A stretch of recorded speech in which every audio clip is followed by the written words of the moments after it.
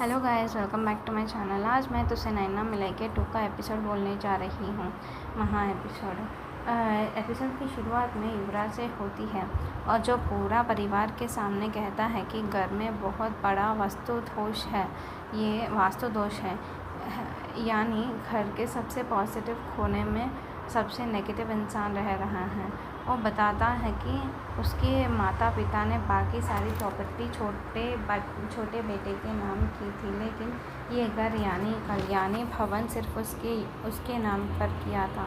इस नाते वो इस घर का असली मालिक है।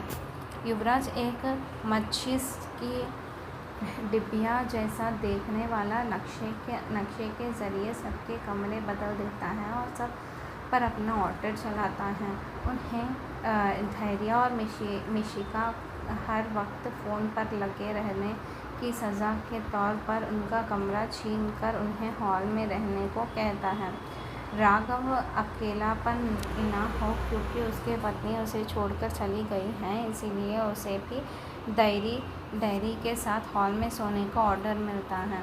चाचा चाची और बड़ी मम्मा पुराने कमरों से निकलकर अपनी आपसी रिश्ते सुधारने या दुख बांटने के लिए दूसरे कमरों में शिफ्ट कर देते हैं।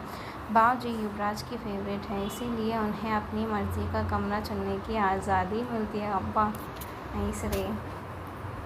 युवराज सबसे बड़ा झटका तब देता है जब वो बड़ी मम्मा का सबसे ख़ास कमरा, जिससे उसके पति की यादें जुड़ी है, परिवार के किसी सदस्य को नहीं बल्कि घर के मौनिया तोला की पीहू, जो वहाँ एक नौकरानी या बहू का रूप में है, को दे देता है। पीहू ईशा इसका विरोध करती है और कहती है कि वो बड़ी मम्मा का दिल दुखाकर उस कमरे में नहीं रहेगी, पर युवराज उसे धमकी देता है कि अगर उसने बात नहीं मानी तो वो बड़ी मम्मा को उसी पुरघी के डरबे वाले पुराने कमरे में भेज देगा जहाँ उन्होंने कभी पीहू को छोड़ा था। बड़ी मम्मा को बचाने के लिए पीहू कमरे में रहने को तैयार हो जाती है। पीहू कमरे में तो चली जाती है, पर वो बेड पर सोने के बजाय ज़मीन पर सोती है, ताकि बड़ी मम्मा का बिस्तर का अपमान ना हो। युवराज जब ये देखता है तो वो बिस्तर खाली न छोड़ना के बहाने खुद उसी कमरे में सोने का नाटक करता है। वो पीहू के सामने अपने कपड़े बदलने, पैंट उतारने का नाटक करता है, जिससे पीहू डर जाती है और शर्म के मारे बेड पर सोने को राज़ी हो जाती है और युवराज वहाँ से हंसकर चले जाता है। घर वाले युवराज के इस बर्ताव से बेहद गुस्से में हैं। मिशिका एक कॉलेज प्रोजेक्ट के लिए लाई गई मधुमक्खियाँ हनी बीज का धब्बा राघव की पत्नी भाभी को देती है और कहती है कि इसे युवराज के कमरे में छोड़ दो ताकि उसकी नींद आराम हो जाए। पीहू जब भाभी को ऐसी करते देखती है तो वो युवराज को बचाने के लिए खुद उस मधुमक्खियों के सामने आ जाती है और खुद को कटवा लेती है, पर युवराज को बचा लेती है। युवराज इस बात से हैरान है कि पीहू ने उसे क्यों बचाया।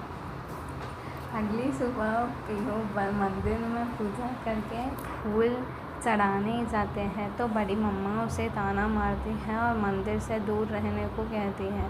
पीहू बेहद नम्रता से कहती है कि भगवान भावना देते हैं, हाथ नहीं, और वो भगवान से बड़ी मम्मा के दुखों को दूर करने की प्रार्थना कर रही हैं। इसी बीच पूरे परिवार में खाने की बेहद दिव्या और स्वादिष्ट खुशबू फैल जाती है। पीहू जब किचन में जाती है तो देखती है कि युवराज खुद सबके लिए खाना बना रहा है।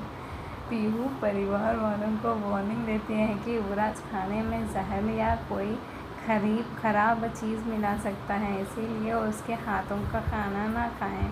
लेकिन जब छोटे भाई बहन किचन में जाते हैं तो युवराज उन्हें प्यार से खाना टेस्ट करवाता है और कहता है कि उसकी दुश्मनी उसकी माँ बाप से है, उन बच्चों से नहीं है।